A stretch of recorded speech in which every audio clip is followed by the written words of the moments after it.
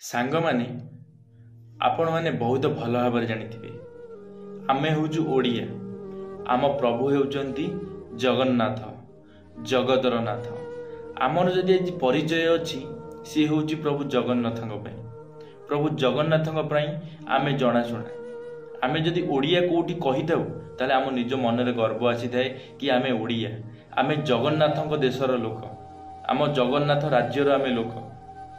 सांग माने मु आज आपण मानकु प्रभु जगन्नाथଙ୍କ विषय रे गोटे एमिति कहानी माध्यम रे गोटे कथा कहिबाकू चाहूची ना, जहा सुनिला परे ना आपणक रूम टांकुड़ी उठिबो। सांग माने यदि आपण माने मोर ए भिडियोटे को शेष पर्यंत देखुचंती ताहले आपण माने निश्चिंत प्रभु जगन्नाथंकर भक्ति विषय रे जानि परिबे। प्रभु जगन्नाथंकर भक्त प्रति केते भल पाइबा सेटा आपण माने निश्चिंत भाव रे जानि परिबे। दया करी भिडियोटी को निश्चिंत भाव रे शेष पर्यंत देखिबे। चलंतु सांग माने आजिर भिडियोटी आरंभ करिबा। सांग माने गोटे दिनर कथा। गोटे बहुत बड़ कंपनी, से कंपनी रे गोटे कारीगर टी काम करुला। से कारीगर प्रभु जगन्नाथ को बहुत भल पाए, मनरू बहुत भक्ति करे से मन भितर। से दिने मन रे भाविला कि मु केमिति भी हेउ प्रभु जगन्नाथंकर दर्शन करने को जीवी। ता मन रे भाविला। से जेतबेले एमती किछि मन रे भाविला, से जाई ता मालिक को कहिला कि मालिक मते पुरी जगन्नाथ मंदिरर दर्शन करने को जीवार अछि।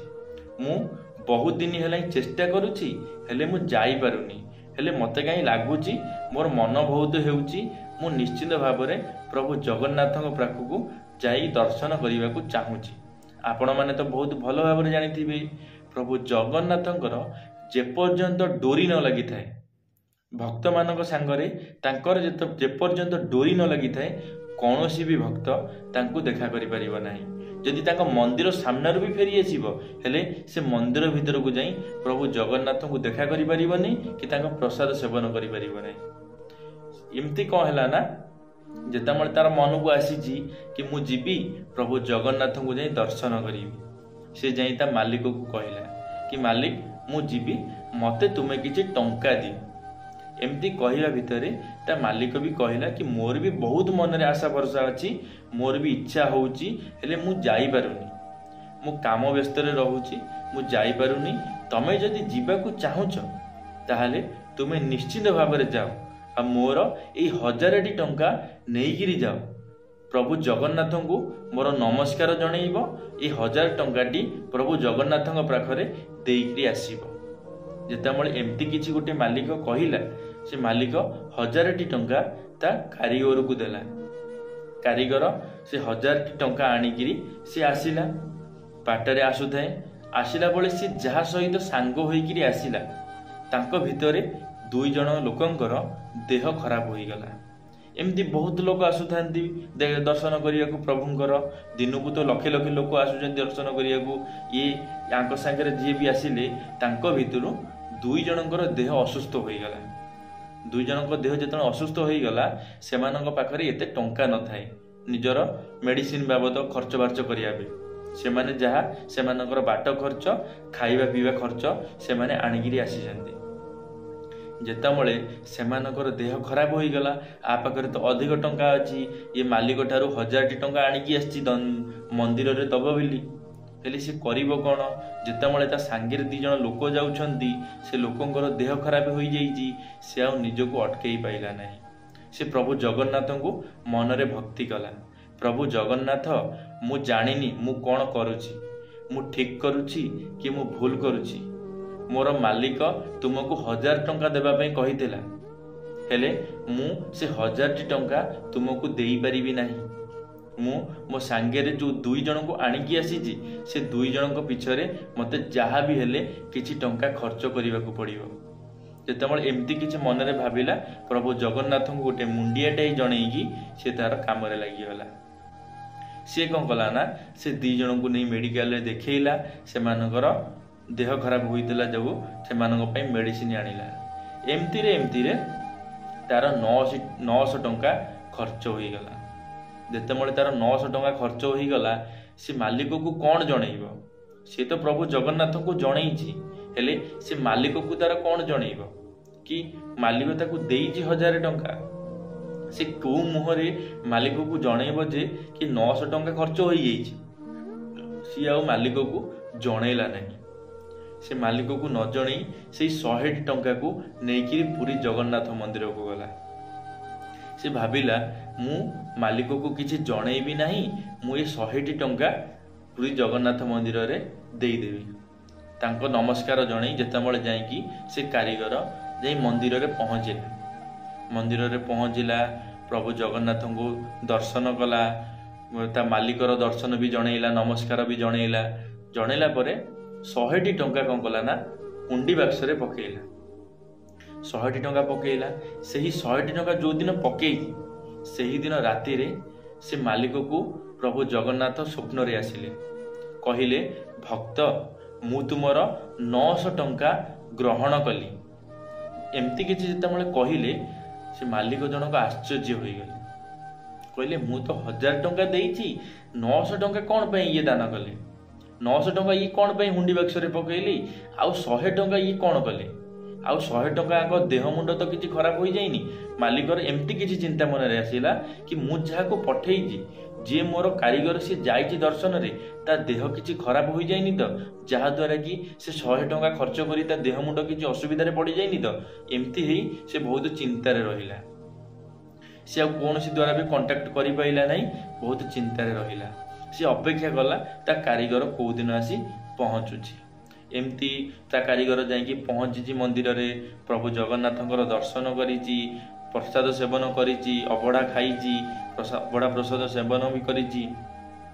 ସବୁକିଛି କରିକିରି ସିଏ 5-6 ଦିନ ପରେ କମ୍ପାନୀକି ଫେରିଲା। ଯେତେବେଳେ ସେ କମ୍ପାନୀକୁ ଫେରିଲା, ତା ମାଲିକ ତାକୁ ପଚାରିଲା ତମକୁ ମୁଁ 1000ଟି ଟଙ୍କା ଦେଇଥିଲି, ହେଲେ ତୁମର କ'ଣ ଏମିତି ଅସୁବିଧା ହୋଇଗଲା ଯେ ତୁମେ 900 ଟଙ୍କା ଦାନ କରି 100 ଟଙ୍କା ତମେ କ'ଣ କଲ? ତମେ 900 ଟଙ୍କା ଦାନ କରିଛ, 900 ଟଙ୍କା ହୁଣ୍ଡି ବାକ୍ସରେ ପକେଇଛ, ହେଲେ ତୁମର 100 ଟଙ୍କା ତମେ କ'ଣ କଲ? ତୁମର କ'ଣ ଦେହ ଅସୁସ୍ଥ ହୋଇଯାଇଥିଲା କି? ତୁମର କିଛି ଅସୁବିଧା ହୋଇଥିଲା କି? କାରିଗର ଜଣକ କହିଲା କି ନାଇଁ, ମୋର କୌଣସି ଅସୁବିଧା ହୋଇନଥିଲା। ମୋ ସାଙ୍ଗରେ ଯେଉଁ 2 ଜଣ ଯାଇଥିଲେ ସେମାନଙ୍କର ଦେହ ଅସୁସ୍ଥ ହୋଇଥିଲା। ସେମାନଙ୍କ ପଛରେ ମୁଁ 900 ଟଙ୍କା ଖର୍ଚ୍ଚ କରି 100ଟି ଟଙ୍କା ମୁଁ ହୁଣ୍ଡି ବାକ୍ସରେ ପକେଇଥିଲି। ଯେତେବେଳେ ଏମିତି କିଛି ଗୋଟେ କାରିଗର କହିଲା, ମାଲିକ ଜଣକ ବୁଝିପାରିଲେ, କାନ୍ଦି ପକେଇଲେ। ମାଲିକ ଜଣକ ଭାବିଲେ ମନରେ, ପ୍ରଭୁ ଜଗନ୍ନାଥଙ୍କର କୃପା ଦେଖ, ପ୍ରଭୁ ଜଗନ୍ନାଥଙ୍କର କିଭଳି ଲୀଳା ଦେଖ। ଯେତେବେଳେ 900ଟି ଟଙ୍କା ସେ ଗୋଟେ ସଚ୍ଚା ମନରେ ଗୋଟିଏ ଭକ୍ତ ପଛରେ ଖର୍ଚ୍ଚ କରିଛନ୍ତି, ଯେତେବେଳେ 100 ଟଙ୍କା ହୁଣ୍ଡି ବାକ୍ସରେ ପକେଇଛନ୍ତି, ହେଲେ ପ୍ରଭୁ ଜଗନ୍ନାଥ ସେ 100 ଟଙ୍କାକୁ ପାଇଲେ ନାହିଁ, ହେଲେ ସେ ଯେଉଁ 900 ଟଙ୍କା ସେ ତାଙ୍କର ଭକ୍ତ ପଛରେ ଖର୍ଚ୍ଚ କରିଛନ୍ତି, ସେ 900ଟି ଟଙ୍କାକୁ ସେ ପାଇଗଲେ। ଇଏ ହେଉଛି ଆମ ପ୍ରଭୁ ଜଗନ୍ନାଥ, ଆମ ଓଡ଼ିଶାର ମଉଡ଼ମଣି, ଆମ ପ୍ରଭୁ ଜଗନ୍ନାଥଙ୍କର କୃପା। ଆମ ପ୍ରଭୁ ଜଗନ୍ନାଥଙ୍କର ଇଏ ହେଉଛି ଭକ୍ତ ପ୍ରତି ଭଲ ପାଇବା। ଭକ୍ତ ବତ୍ସଳ ପ୍ରଭୁ ଜଗନ୍ନାଥ, ସେଥିପାଇଁ ସେ ଭକ୍ତର 100 ଟଙ୍କାକୁ ସେ ଗ୍ରହଣ କଲେ ନାହିଁ, କିନ୍ତୁ ଗୋଟିଏ ଭକ୍ତ ପଛରେ 900ଟି ଟଙ୍କା ଖର୍ଚ୍ଚ କରିଦେଇଛି, ସେଇଟାକୁ ସେ ଗ୍ରହଣ କରିନେଲେ।